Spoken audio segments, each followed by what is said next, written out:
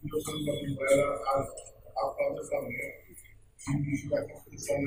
আমাদের বাহিনী আমি আমার পাশে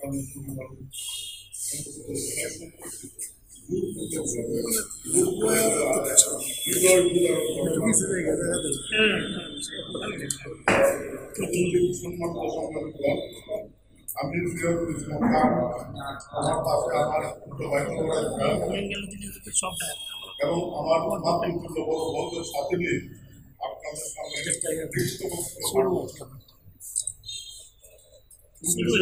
সালে আমাদের বাহিনীর হাতে আমার পিতা পিতার মৃত্যুকালে ওনার নামে অনেক সম্পত্তি রেখে দেয়। বাবার মৃত্যুর পর আমার মা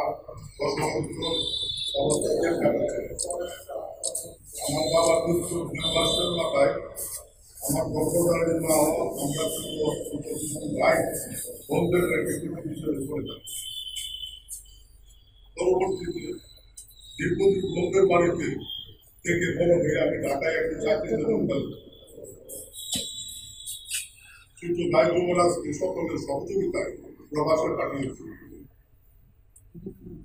অনেক বছর পর দেশে ফিরে আসলে সকলে মিলে সিদ্ধান্ত নেই বাবার বিশেষ বাড়িতে একটি বাড়ি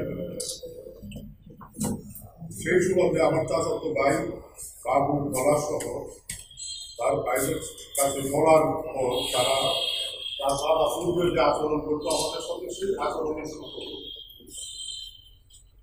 আমার চাচা আরেক মিয়া নতুন আচরণ শুরু করতো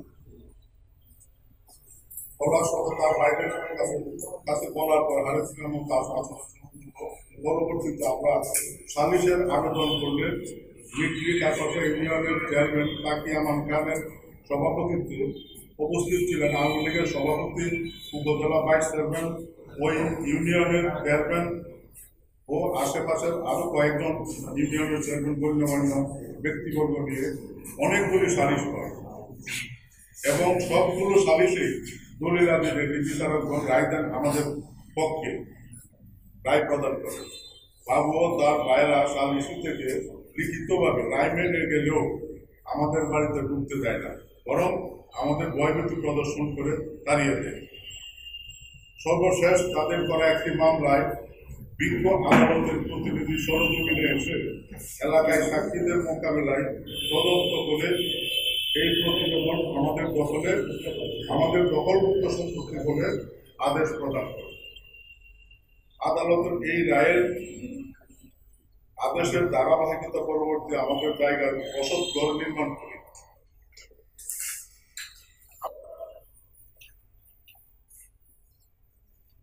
আমরা কিশোরগঞ্জে চলে আসার পর 25/4/2024 ইংরেজি তারিখে বাবু তার পরিবারের সদস্যরা একদল সন্ত্রাসী বাহিনী নিয়ে রাতের আধারে সমস্ত মালামাল লুট করে নিয়ে যায়। আমরা এমন খবর পাওয়া মাত্র দ্রুত সেখানে গিয়ে দেখি সব মালামাল লুট করে নিয়ে যাচ্ছে এবং আমাদেরকে দেখে বাবু তার পরিবারের সদস্যরা সন্ত্রাসী বাহিনী থেকে হাতে নিয়ে হত্যা করবে বলে হুমকি দিতে থাকে। তখন আমরা প্রাণের ভয়ে দ্রুত সেখান থেকে সরে যাই। এখন তারা সন্ত্রাসী বাহিনী নিয়ে ডিগ্রিতানাও এলাকার আশপাশের যে কোনো স্থানে আমাদেরকে পাওয়া মাত্রে খুন করবে বলে হুমকি দিয়ে আসছে। সালিশের সহায়ক সালিশের সময় বিচারক শত মানুষের উপস্থিতিতে নিরপেক্ষ রায় আমাদের পক্ষে আসার কারণে বাবুগণ ক্ষিপ্ত হয়ে এখন ইউপি চেয়ারম্যান তাকি আমান খান সহ অনেক গণ্যমান্য ব্যক্তিবর্গকে বাবু পায়ের গঙ্গা মিথ্যা ও ভিত্তিহীন অপবাদ দিয়ে তাদেরকে সমাজে ছোট করার জন্য প্রকল্প ভাষায় গালিগালাজ করছে। বাবু পায়ের গঙ্গের সমাজের গণ্যমান্য ব্যক্তিবর্গকে নিয়ে মানহানি বক্তব্য আমরা তীব্র প্রতিবাদ ও নিন্দা জানাচ্ছি। সাংবাদিক ভাইদের মাধ্যমে প্রশাসনের দৃষ্টি আকর্ষণ করছে। বিকাশে কম খরচে ক্যাশ আউটের লিমিট বেড়ে 50,000, প্রিয় এজেন্টও 2টা।